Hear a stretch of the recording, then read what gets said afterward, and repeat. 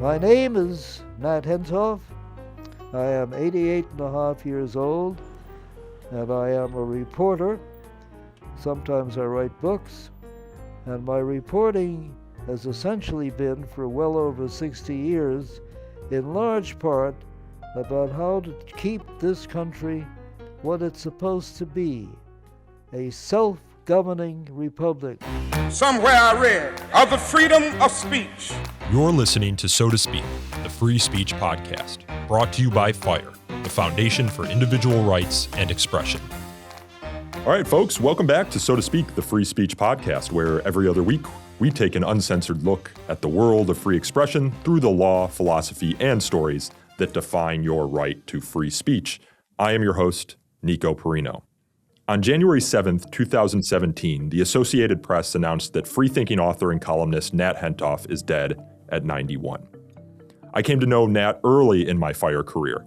Occasionally, Nat would call Greg Lukianoff, FIRE's president, and ask for some information about one of our cases. Nat famously didn't do email, so he would ask Greg to fax him the information. I was Greg's assistant at the time, so the task fell to me. The problem was, I was just out of college and didn't know how to use a fax machine, but I had to learn. It was the Nat Hentoff asking. For well over 60 years, Nat was one of America's foremost public intellectuals and a familiar byline to free speech advocates and jazz aficionados the world over.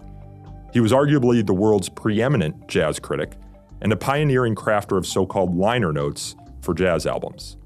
In 2004, Nat was the first non-musician to receive the title of Jazz Master by the National Endowment of the Arts. Nat moved to New York City from Boston in 1953, and in the towering writing career that followed, he wrote dozens of nonfiction books, novels, children's books, and memoirs. He interviewed some of the 20th century's most prominent cultural figures for his newspaper columns, including Malcolm X, Che Guevara, and Bob Dylan. In fact, he wrote two of the most famous profiles of Bob Dylan, one for The New Yorker and another for Playboy, and he provided liner notes for Dylan's second album, The Freewheeling Bob Dylan. In 1980, Nat published his first book on free speech, which covered the history of free speech in America. And in 1992, he published Free Speech for Me, But Not for Thee, How the American Left and Right Relentlessly Censor Each Other, which remains a classic defense of free speech even to this day, with the book's title also becoming an online meme. For Nat, free speech was a defining characteristic of the individual. It imbued all aspects of life. Indeed, seemingly disparate passions for the Constitution and jazz weren't so different, according to jazz percussionist and composer Max Roach, who once remarked to Nat, "You know, Nat, you write a lot about the Constitution. What do you think we do? What we do in jazz, we are individual voices, right? Have to be, and we come together, and that voice is different and sometimes larger than the sum of the parts. Isn't that what you're talking about?" For my part, Nat Hentoff was the quintessential free speech civil libertarian, always principled and always fiery. And this year marked his 100th birthday. So to commemorate the occasion and discuss his life and legacy, we are joined by his son, Nick, and filmmaker David Lewis, who directed The Pleasures of Being Out of Step, a fantastic documentary profiling Nat's life as a jazz critic and a civil libertarian. Nick Hentoff, David Lewis, thank you for joining us on So to Speak. And thank you for having us. Thank you, Nico. David, let's start with you. Why make a movie about Nat Hentoff? Well, it was really a personal choice, I have to say. I grew up reading The Village Voice and always admired his work and his willingness to be outspoken and speak truth to power, at least as I saw it then. And I didn't know that much about jazz music, and I wanted to learn about it, so that was an added benefit. What do you think Nat was most known for, at that time that you're making the film? What was like the late 2000s, early 2010s? What were people associating with the name Nat Hentoff? Well, by that time, he had been writing for The Village Voice for 50 years or so, I guess. And so I would have to say that that's how he was best known. Although if you were a jazz fan and you grew up reading his liner notes, you knew him very deeply. And what are liner notes for our listeners who are maybe younger and haven't heard that phrase before? Well, the liner notes, you don't see them that much anymore, are for the big 12-inch LPs when they were invented on vinyl. I guess vinyl is coming back now, right? I don't know if liner notes are coming back, but there was a lot of space on the back of those album covers, and so they hired writers to write about the album, about the music that was being made, and Nat often focused on that exclusively. I think in rock, a lot of bands put their own liner notes on the albums, but back in the day, they used to hire writers to write them, and Nat would interview the musicians and ask them about the music and what they were trying to accomplish with the music, and use his own ear and write it up that way.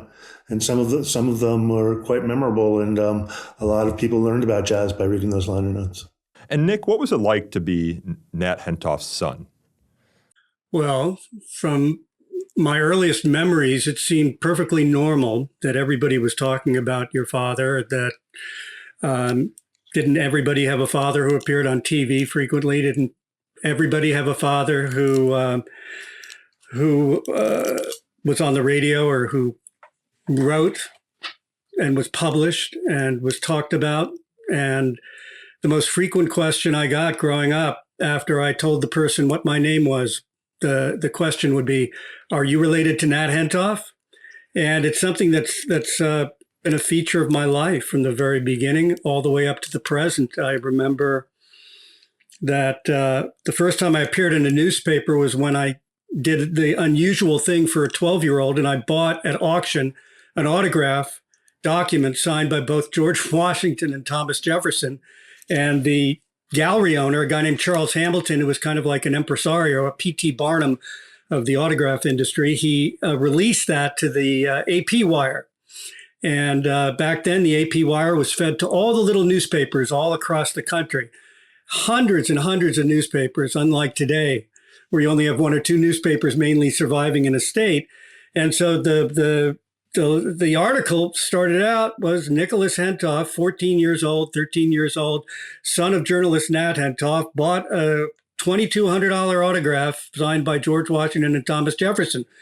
And that was when I was 13, 14, and it continued up until I went to my reunion recently at Cornell University, and a friend of mine, Tom Allen, and I ran into the editor of the Cornell Daily Sun, which we both worked for, and he said, "Frances, do you remember Nick?" And she said, "Oh yeah, Nat Hentoff's kid."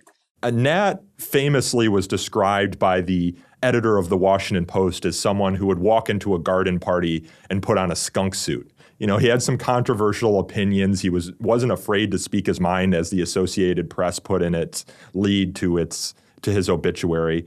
Was any of that kind of baked into the conversations you were having with your peers who recognized his name? Yeah, it was never really negative. It was always people approached it with a great deal of respect. They were very impressed when they would learn that my father was Nat Hentoff. I got to use a stock line after a while where people would ask me, "Are you related to Nat Hentoff?" And my response was, "Only by paternity." and it changed a little bit in the 1980s, late 80s, the 90s, when he started to take on a little bit more controversial subjects that weren't exactly part of the liberal orthodoxy that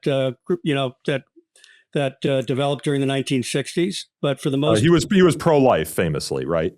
He was very pro-life, and he was a believer, although he was not a Catholic. And although he did do a book-length profile for the New Yorker that actually became a book on Cardinal O'Connor of the New York Diocese, he believed in the seamless garment, and he believed in the sanctity of life from birth to death, and he was against the death penalty. Actually, he said from conception to death, I think you mean. From conception to death, and it was very important to him. And it became an issue when people started to talk about reproductive rights. I'm just thinking here, he wasn't the skunk at the garden party in his jazz career. He rarely wrote about musicians that he didn't like, and rarely criticized musicians. So it's interesting to think about that way, that when he went to The Voice and he started writing about other things, that's when he really started to speak freely. But didn't he, David? Didn't he lose a friendship with? Wasn't it Miles Davis for his review of Bitches Brew? I don't know if you guys recall that. It's possible. It's possible. But Amiri Baraka, the famous activist and poet, and got his start as a writer. Nat hired him to write about jazz, and he tells a story in the film about going up to Miles and asking Miles for an interview, and Miles says no, and Baraka says to him, "I bet if I was Nat Hentoff, you would do it."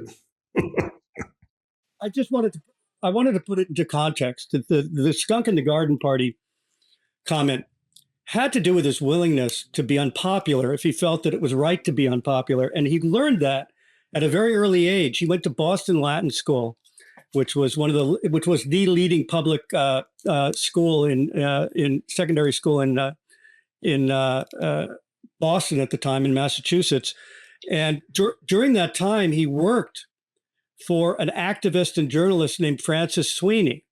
And Frances Sweeney was an Irish immigrant Catholic who spent most of her time fighting against other Catholics who were anti-Semitic. She fought against anti-Semitism.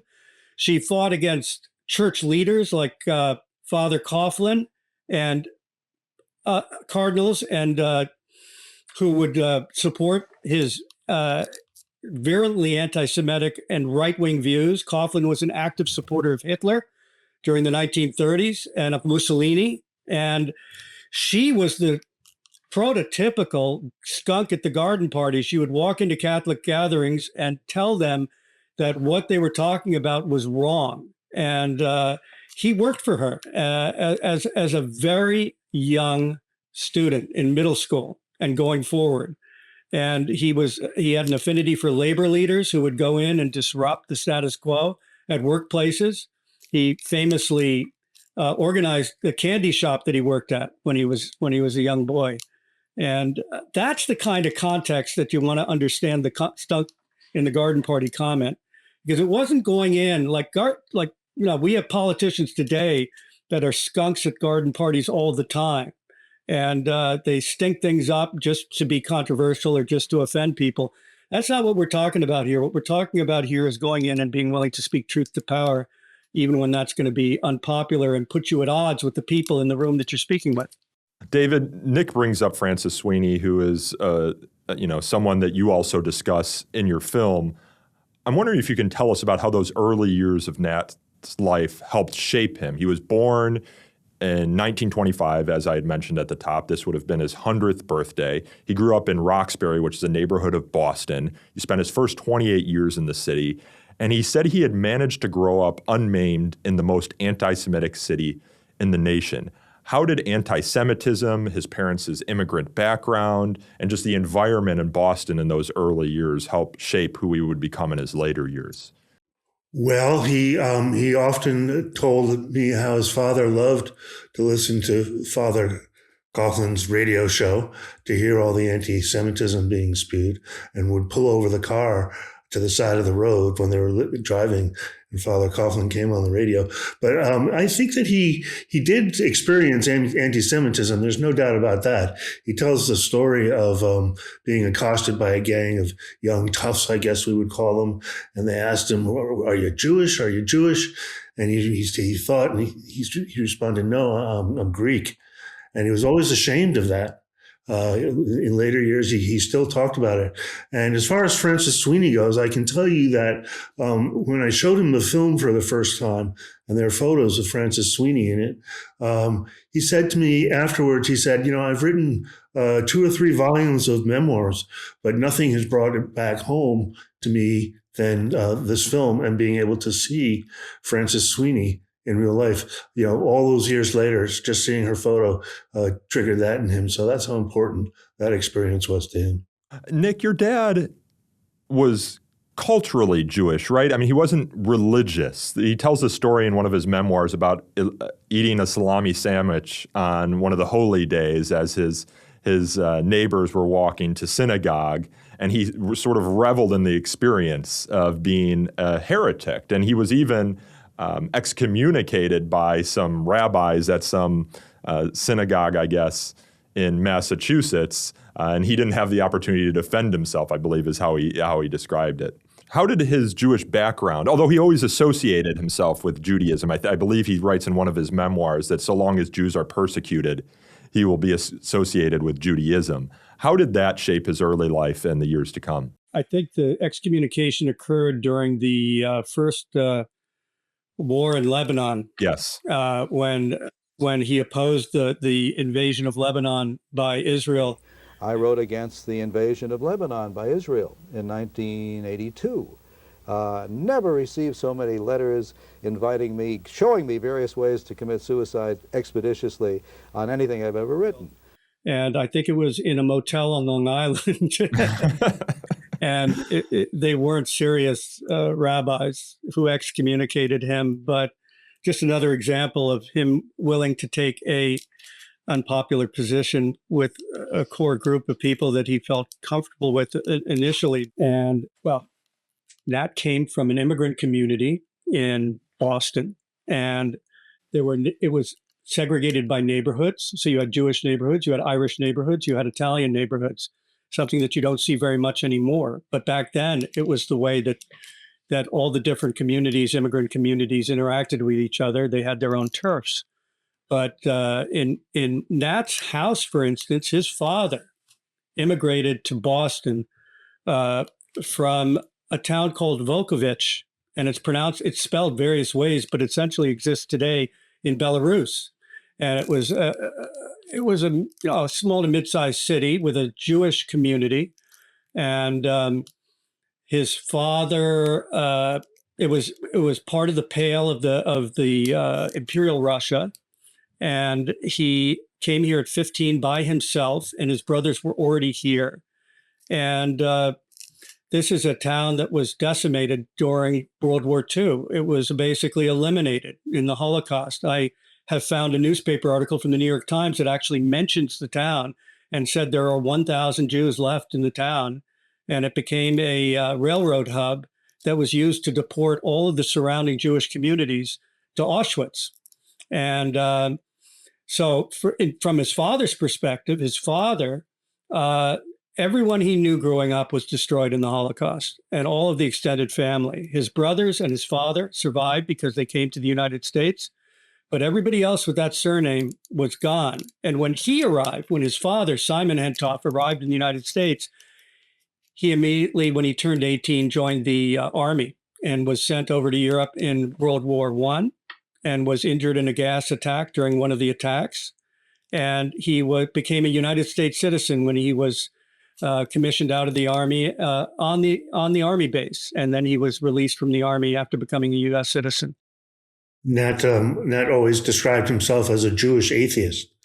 So I think that your characterization is spot on. Culturally, he identified as Jewish, but not religiously. There was this great story or anecdote in one of his memoirs where he described how his father, if he was reading the newspaper and saw some sort of injustice brought upon a group or an individual, he would kind of mutter to himself, very un-Jewish, very un-Jewish. The idea being that the Jews were on the sides of the righteous, the oppressed people. And, that's the story of Nat Hentoff's career, is that he's always kind of on the side of the little guy, of the oppressed, of those who have brought injustice or have had injustice done unto them.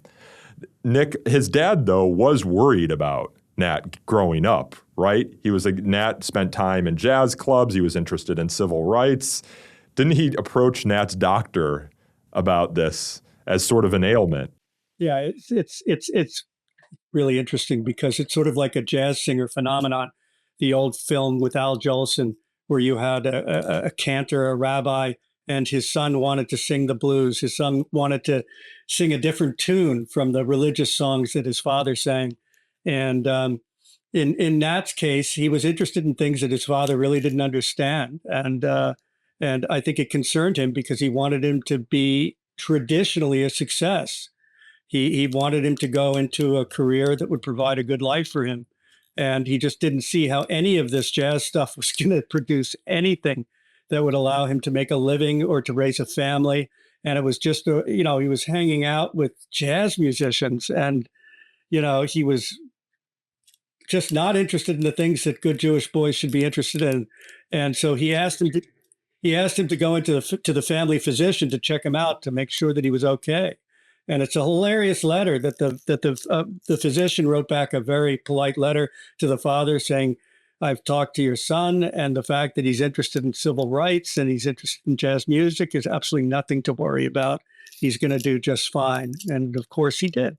And he saw a connection between Jewish cantorial music and jazz. He kept a collection of Jewish cantorial music of LPs, and he always talked about how the singing, the cantors singing, had the same cry as he heard in the jazz musicians. Jazz hit me hard when I was 11 years old. The first music that really got inside me, I was so excited by it. My family belonged to an Orthodox synagogue, a shul in Roxbury, and the shul had cantors, chazans, and they were partially improvisatory, and they sang largely improvisations based on, of course, religious texts. And the first time I heard music that made me feel inside that way, I was walking down Boston's Main Street, and I heard a sound that got to me, and I rushed into the record store. What was that? It was Artie Shaw, a clarinetist, playing Nightmare.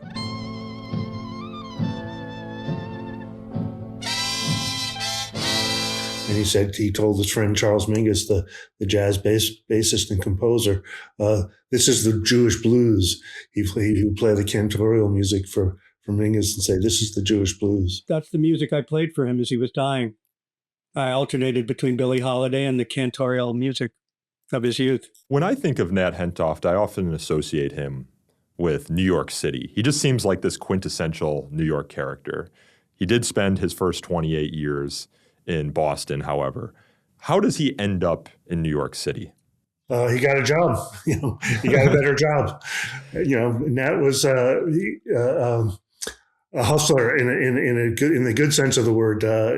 He liked to work, and he needed to work, and he went where the jobs were. And so he got a job writing for a magazine in New York, picked up the family, and moved. Yeah, and it was downbeat, right? He got a job as a jazz journalist. But he wanted to break into, more popular journalism, opinion journalism about broader political and social issues of the day. He had made a name for himself, of course, in jazz, right, Nick? But how did he find his way into, more popular writing? When he was a kid, he and his father used to go to all the different synagogues in the neighborhood and listen to the cantorial music, and they would appreciate that music together. And that led to Nat, once he discovered the local jazz clubs, to hanging outside of the jazz clubs. And he would hang out religiously and get in just to listen to the music. And finally, when he was a very young man, he spoke very well. He was extremely articulate. He knew everything about jazz. He started doing what was essentially the first jazz blog. And it was a newsletter that they would type out in a typewriter, he and his partner, in Boston, and they would write gossip about the local jazz community. That got him a radio gig, and he started broadcasting live from the various jazz clubs. And some of these recordings still exist. And eventually, he got offered a job on Downbeat in New York, and he moved to New York, and that was a very rich environment for him. And the beat scene and eventually the folk scene and eventually rock and roll was all boiling up out of Greenwich Village in New York, and that's where he lived. And he knew everybody, and everybody knew him. And he was one of the few people in the 60s who not only was right. I mean, there are certain things that are important in people's lives. One is music, another is politics. And he agreed to write for free from the Village Voice in 57, 58. And his only condition was that he wouldn't write about music. He wouldn't write about jazz. He wanted to write about politics. But he continued to write about jazz for the rest of his life. And he continued to write about politics for the rest of his life. So here are the two things that matter most to people, politics and jazz. And he's writing about it constantly. He's doing 30,000 word profiles regularly for the New Yorker. I mean, think about, they talk about long reads nowadays, but that was a long read. 30,000 words in 2 parts in the New Yorker, part 1 and part 2. At the same time, he's doing the Playboy interview of Bob Dylan. At the same time, he might do. He was writing for every magazine that was published out of New York that dealt with progressive politics, and a lot having to do with music. And so he became widely known in New York City. And as I said at the beginning of the program, everybody always used to ask me, "Are you related to Nat Hentoff?" And it wasn't until I was graduating from college and I moved out to St. John's, Arizona, to work as a newspaper reporter, an hour south of the Navajo Indian Reservation, that I ran into my first people who had no idea who he was. David, what was Nat's approach to writing? You kind of see some of his unique peculiarities come through in your film. He's surrounded by books. He's still writing on a typewriter. How did he approach his craft, and what were the sort of stories that he gravitated to and that you found most interesting in your research for the film? Well, he wasn't a stylist. He wasn't a high stylist. His voice was very straightforward and plain spoken. He said that he always had to have the lead, the first sentence of the article first, and then everything else flowed from that. I was mostly interested in the historical stuff, his famous early profile of Malcolm X, meeting him in a diner up in Harlem, and he respected Malcolm. He respected his intellect, and they became, I wouldn't say friends, but it wasn't the last time that he interviewed him and communicated with him. And, the Dylan stuff, in addition to the liner notes, there was a profile, a very early profile in the New Yorker where Nat sat in on a recording session and profiled him. And that's really where the Dylan myth started to take shape, was in that article, because Dylan told all these wild stories as part of his biography. And the New Yorker fact checkers, the famous fact checkers, missed a lot of it, or a lot of it to get through. But I remember as early as as late as the Obama administration, him writing articles critical of President Obama's practice of using drones to kill Americans abroad who he felt were terrorists or enemies of the state. And he did a famous cover for the Village Voice, George W. Obama. And they had a profile head where George W. Bush's head morphed into Obama's head. So all through his career, it was just exciting to pick it up and read. I started the film when a friend of mine, the great journalist Tom Robbins, we were talking about what might be a good project for me, and he called me up when he got home that night, and he said, I was just on the subway, and there was a college kid, and he's sitting there cross-legged on the subway platform reading the Village Voice, and he was reading Nat. And here's this guy in his mid-80s, and the college kids are still reading him. The tenure at Downbeat ended kind of on a sour note, didn't it, Nick? Yeah, I believe so. It had to do with the hiring of a woman that the owners perceived, I believe, to be African-American, and it turns out that she was actually Egyptian. Am I completely incorrect about that, David? No, you're correct. That's right. And he just wouldn't tolerate that, and he found it particularly absurd at a publication that was writing about people that were creating music who were, the majority of the jazz musicians at the time were Black, African American. And it's important, when we talk about Nat as a jazz writer, he wasn't just writing about it as popular music. He was writing about it as an art form, and he treated these musicians with the respect that they deserved, and he respected the amount of work that they put into it. He respected their knowledge of the music. He respected the history of the music. And that really gave him entree into the community, the jazz community, and to the musicians, who are famously not very good interviews usually, and don't like to talk to journalists that much. But Nat was a charter member of the community. He came up at Downbeat when jazz was really changing from popular music to a more art forms and different styles of jazz. And Nat was really at the forefront of writing about that and recognizing it. And it's interesting because one of the things that I found interesting is that when you're a jazz critic, it's sometimes difficult to have close relationships with the jazz musicians because you're going to have to review their work critically. And so that doesn't really foster close personal relationships if you're going to be honest about what you're doing. And yet he had some very close relationships with jazz musicians like Mingus, who just felt very close to him. And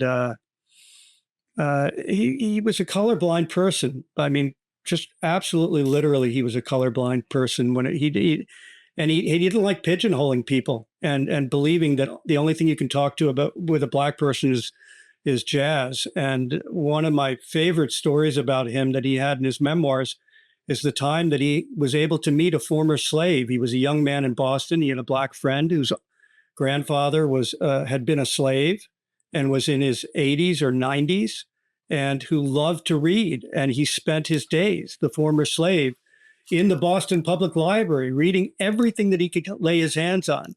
And when Nat went over to meet him, he wanted to talk to him about the origins of music and jazz. And the guy only wanted to talk to him about reading the classics because he learned that he went to Boston Latin School with his grandson. And he wanted to know what he thought about the various classical poets and playwrights. And Nat was asking him about, and the guy he realized that the guy was dismissing him as an unserious person because all Nat wanted to talk to him about was jazz. And it really, I think that was an important event for him. And it changed the way that I think he dealt with people. One of my favorite moments in the film is it's a very quiet moment where he's interviewing Mingus, and he happens to be recording it. But they were old friends, and they were sitting in Mingus's living room, and Mingus starts talking about a song that he was working on, and he starts singing it to Nat. And it's just a very quiet, sort of intimate moment between these two friends that really has always stayed with me. David, what motivated Nat's interest in free speech? You talk about how in your documentary, free speech for Nat Hentoff is sort of a way of life, a way of being. How did that become a way of being for Nat? What were those early motivations?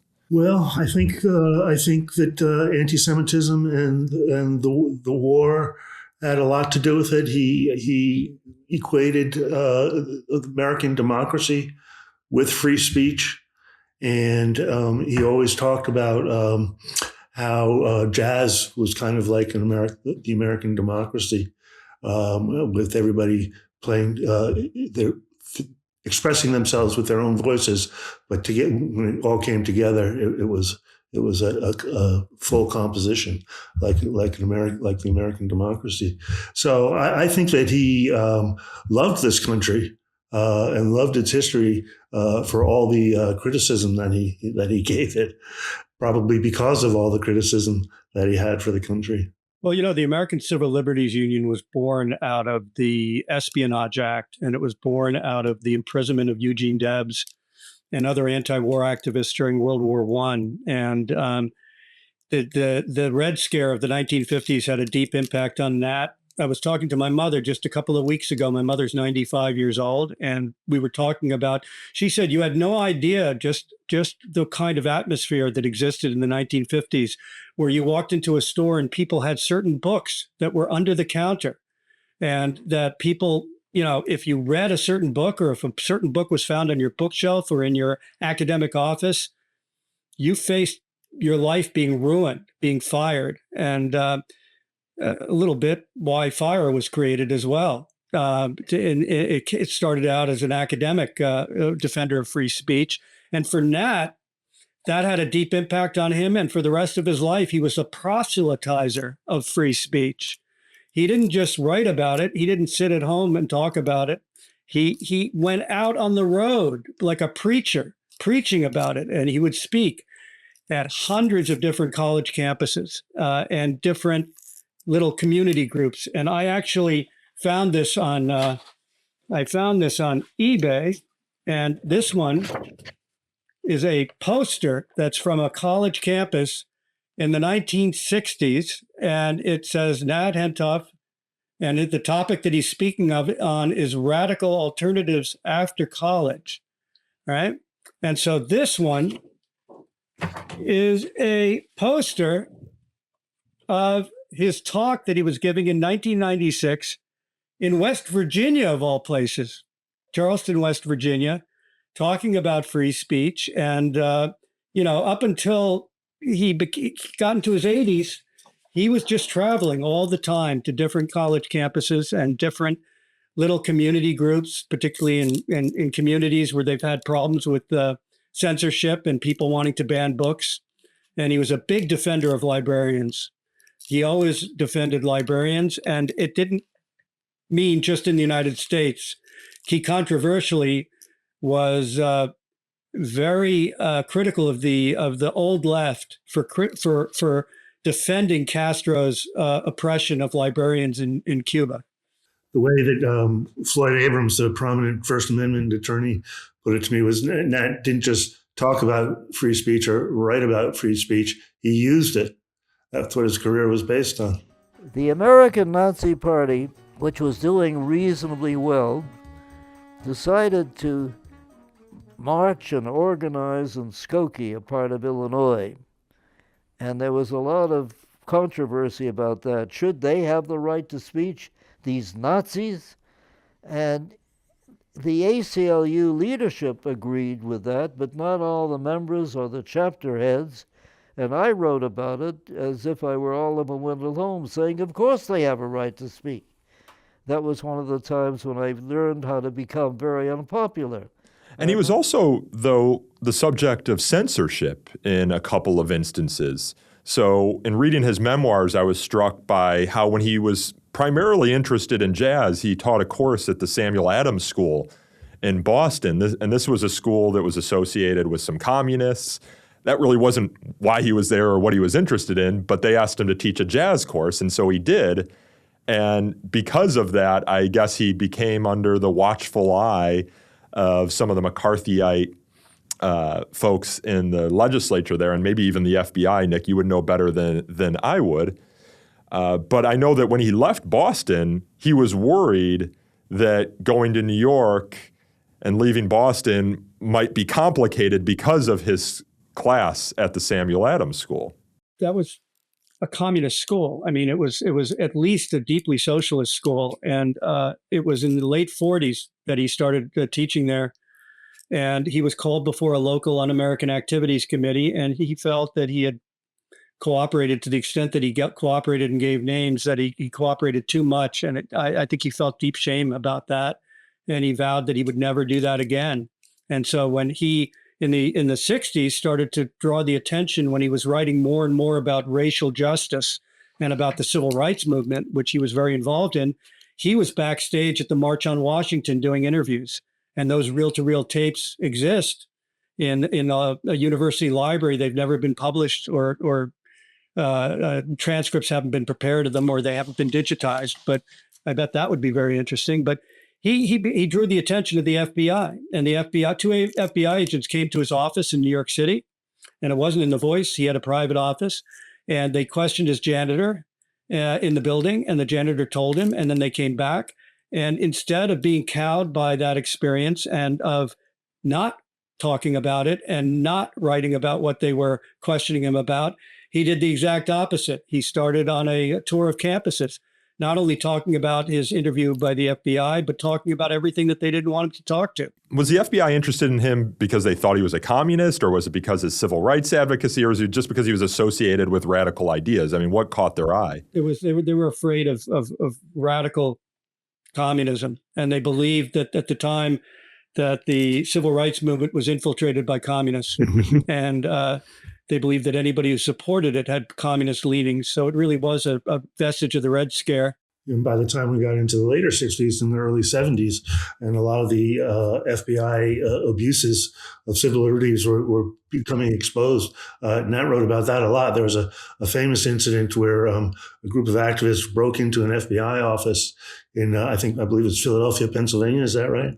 And stole all their files and started mailing them out to journalists. And Nat was the proud recipient of one of those packages, and that got him another visit from the FBI. Yeah, I remember him interviewing Daniel Ellsberg in our living room. For our listeners who aren't familiar with Daniel Ellsberg, that is the guy who was responsible for the Pentagon Papers. And that really drew the interest of the FBI, because those were some of the country's most sensitive not only war secrets in the Vietnam War, but also nuclear secrets. Ellsberg released a great deal of, he used to be a nuclear planner, and he released a lot of secret documents about nuclear planning, and with the idea of really opposing the proliferation of nuclear weapons and trying to prevent a nuclear war from ever taking place. And that was an early critic of the Vietnam War. And by 67, 68, he was already saying, we're committing war crimes in that country. So he was a defender of librarians. He wrote a book, The Day They Came, the rest of the book, it's some undertones that might speak to what's happening today. He fought against McCarthyism, but he also fought for press freedom going back to his early days as a student journalist at Northeastern University in Boston. He was an editor at that publication, and it was really became a muckraking publication under his leadership. They were investigating the board of directors, I guess, at the school, and he was fired for this. And he said, ever since the day of my defenestration by the administration, Carl L., the president, everyone's free speech rights have been my business. He said, I should be grateful to Carl L. for having given me a life's work. He said his obsession with the First Amendment is due to Carl L.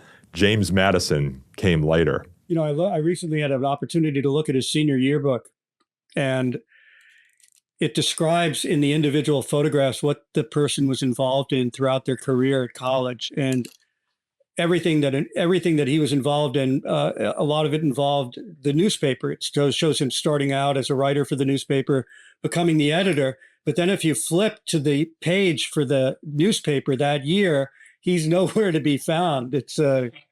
He's not in the editorial board. And that's the reason why. It's because in his senior year, he was kicked off of the editorial board by the president of the university. And the university, though, didn't they give him an honorary degree later in life? And he thought it was kind of funny. I think they did. He was always an excellent student. He was very smart and always got excellent grades. Yeah, it might not have been an honorary degree. I know he also received an award while he was a student because he got excellent grades, and the president, Carl L., refused to shake his hand or give him the award, which I guess was the tradition at the time. But Nick, I want to ask you what you think Nat would make of the current climate for free speech. In my mind, he's the quintessential civil libertarian. And so I'm always asking myself, what would Nat Hentoff say about this controversy or this issue? Somebody once asked him what was the principal motivation that he used to do the kind of work that he did. And he had a one-word answer, and that was rage. He got angry. And the one thing that really made him angry, and it makes me angry too, is cruelty. And we're seeing a lot of unbridled cruelty, and it's just breaking my heart, and it would have broken his heart too. He would have been very upset about it. I mean, every day, it's hard you want to avoid the news because every day, it's not just about policy differences anymore. It's about destroying people for no good reason, innocent people who haven't done anything wrong, and they're just being torn apart by this administration, our current administration. And he would have been very angry about that, and it would have surpassed any political issues or policy disagreements for him. It's just not the way that you treat people. David, did you see that rage in Nat Hentoff when you were profiling him in his 80s? Was it still there into his latest years? Well, yes, for sure. I just want to say, Nick, that was beautifully said. I couldn't say it any better myself. But I can tell you that the one time I wanted to, he didn't get out of the apartment that much at that age when I was making the film, and I wanted to film him going to the barber shop down the street because I thought it would be a nice scene and have him talk to the barber who'd been doing his hair for 40 years or so. And we set it all up, and I booked the camera crews and called him the night before, or he called me the night before and said, I'm not going to do it. I don't want to do this. And he got really mad at me, and he started yelling at me. And so I started yelling back at him, and I finally convinced him to do it. And afterwards he said, I'm really glad we did that. So yeah, he still had that rage in little things and large. You had a hard time actually getting a hold of him to do the documentary, right? He wouldn't return any. You had to find his phone number or something in the phone book? I kept calling him up and saying, I'm doing a documentary. I want to do a documentary. And he said, that's great. I'm really busy now. Can you call me in a couple of weeks? And I'd hang up and I'd call him later. And same story, like 2 or 3 times. And finally, I just wrote him a letter. And I put, as Nick mentioned earlier, he doesn't use email. So I put it in the snail mail, walked up to the corner and put it in the mailbox. And a week later, he called me. He said, now he was ready to do it. He was also reluctant to go to the movie premiere. Do you remember that, David? Yeah. Why is that? Yeah, well, because he was, towards the end, he had a very hard time walking. He had severe osteoporosis, and he took very short steps, and he didn't like using a wheelchair.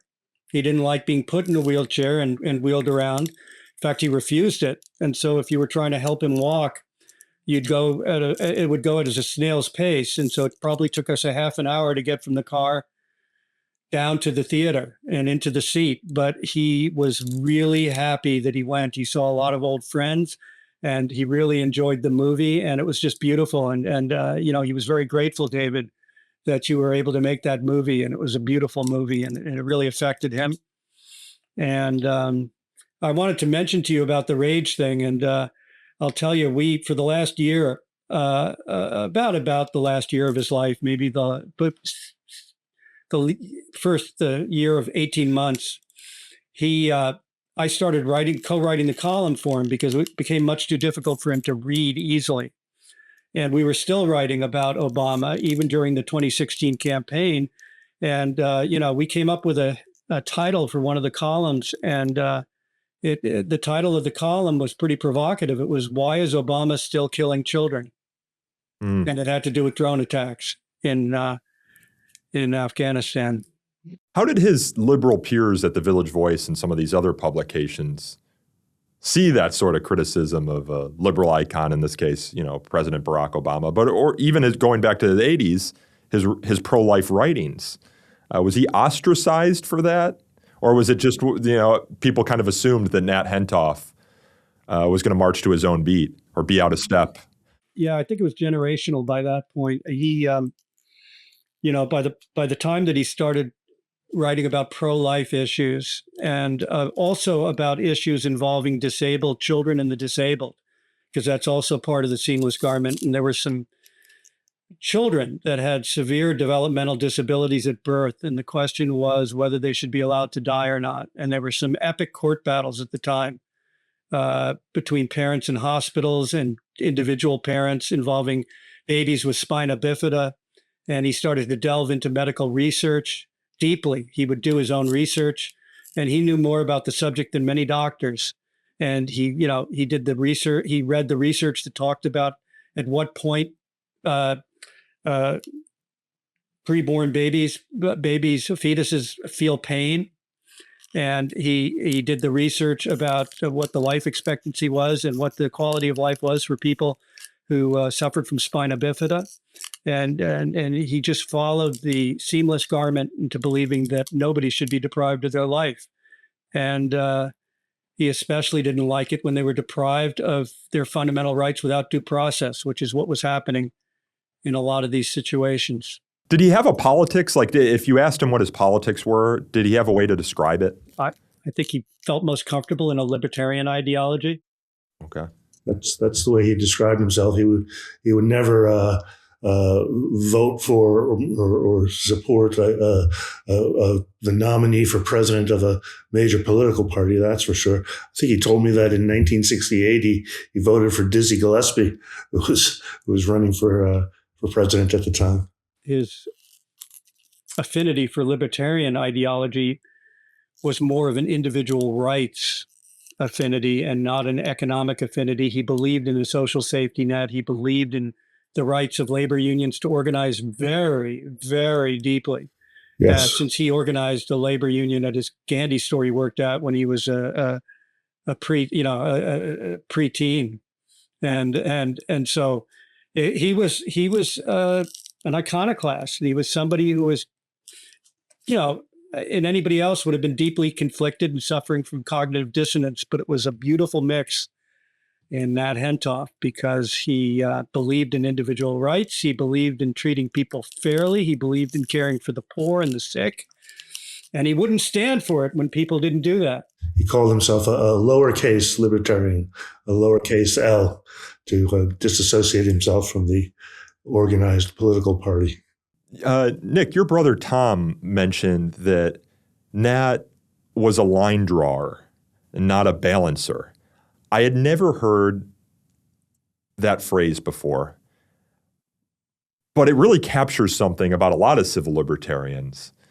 And I want to see if you might be able to unpack what that means. What does that say about your father's approach to the issues? Tom and I are both lawyers, and balancing act is a legal term that they use in constitutional litigation. And courts are always wanting to balance the rights of people, and they make, they try and do their best in resolving difficult concepts by balancing the rights, and there are different tests for what should happen in any given situation. And Nat was a line drawer in the sense that he had principles, he was uncompromising about them. And so that's why he was a free speech absolutist. You couldn't get him to admit that there was any form of free speech that didn't, if it didn't involve violence against other people, then everybody had a right to say it. And he didn't believe in defamation law, right, David? He didn't believe in defamation law, libel suits. I don't think he really believed in copyright either. And Nick's brother Tom is a copyright lawyer. I think that, well, it's interesting. I think the majority of people want to be liked, and they care very deeply about what other people think about them, and that results in a form of self-censorship. And people will censor themselves in order to be accepted in any given community. People tend to want to avoid conflict if they're going to be. They don't want to, and also they tend to be in jobs where you can get in a lot of trouble by not being a team player. The easiest way for somebody to get fired in a business is by not being a team player, or not being successful, and being relegated to a desk in an obscure office somewhere for most of your life. And one of the typical examples of that is people who grew up in the Soviet Union. Yeah. He wrote that he loved his job. He said, to get paid for your opinions, the more controversial, the better, must be the best of all possible jobs. Citizens sit down to breakfast and open the paper to applaud you, or, he says, better yet, to roar at you and spill their coffee all over their pants. What a life, he concludes. So it was quite a life, David. I mean, yeah, if you want to speak to that, but I'm also curious to hear what you think his most important legacy is. Well, let me just say this first. We spoke earlier about Francis Sweeney, the published the newsletter in Boston, muckraking newsletter, and he wrote about her in the same book. He wrote, she was the one who taught me the pleasures of being out of step. And that's where I got the title for the film. And I really do think that there's a certain joy for him in being out of step. And that's where that came from. His legacy? Ooh. I mean, we have jazz as we know it today. We probably wouldn't know it the way we know it today without Nat's understanding of it and his ability to communicate it to us. We have a whole era of speaking truth to power through the 60s and 70s that Nat was instrumental in creating, change the course of this country. We haven't really talked about alternative journalism and what alternative journalism is, but he was there at the creation and helped to create it, and it's a form that endures today. It's the dominant form of journalism today, I think. I mean, it's you have Jim Acosta, who has a very successful Substack. How many people can we talk about right now who have very successful Substacks, which is basically alternative journalism? You do what you want to do, and people support you for it. The first person to really do that successfully was I.F. Stone. He was the first person to really make a living out of publishing a newsletter that was mimeographed and mailed to people.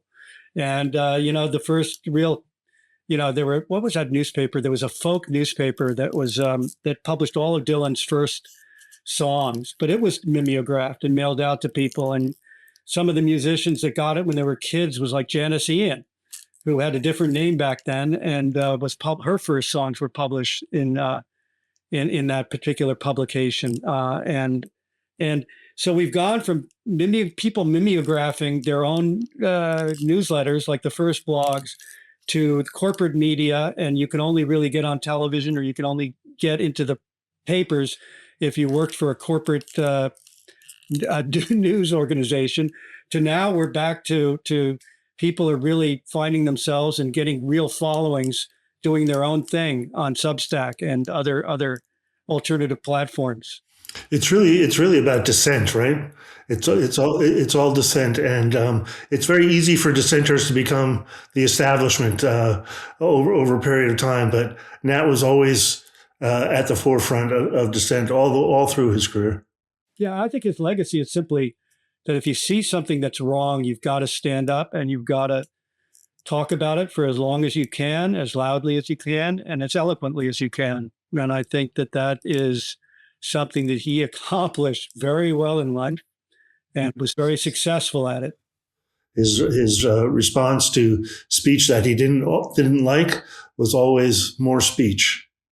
Well, David Lewis, Nick Hentoff, I think that's a beautiful place to end this conversation. I thank you both for joining us today. Thank you for having us. And David, before we sign off, how can folks watch your documentary? It's not available on any of the streaming platforms, is it? Well, you can now get it on Ovid TV, OVID, which is a streaming platform that is devoted exclusively to documentaries. And they came to me last year and asked if they could have it, and I'm very happy that people can find it there. And I think I have some ways that we might be able to get it on some other streaming platforms. So maybe you and I can connect about that offline. But in the meantime, for folks who are looking for more about Nat Hentoff, and I'm telling you, you got to learn more about this guy. He's brilliant. He's interesting. He's funny. He's got a beautiful voice, one of the most beautiful voices I've ever heard. A radio voice. A radio voice for sure.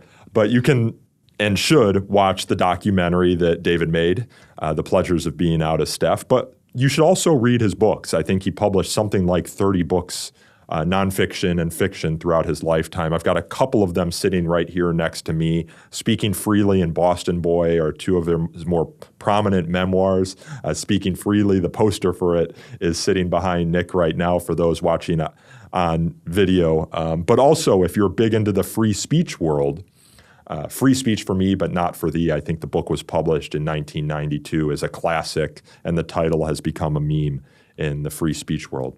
And some classics on jazz as well, books on jazz devoted exclusively to the voice of the musicians themselves. He kept his own voice out of it. You know, it's interesting.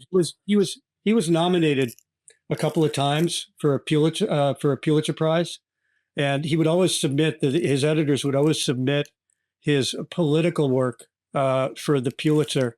And my mother believes that if they had submitted his jazz criticism, he would have won a Pulitzer in jazz in criticism.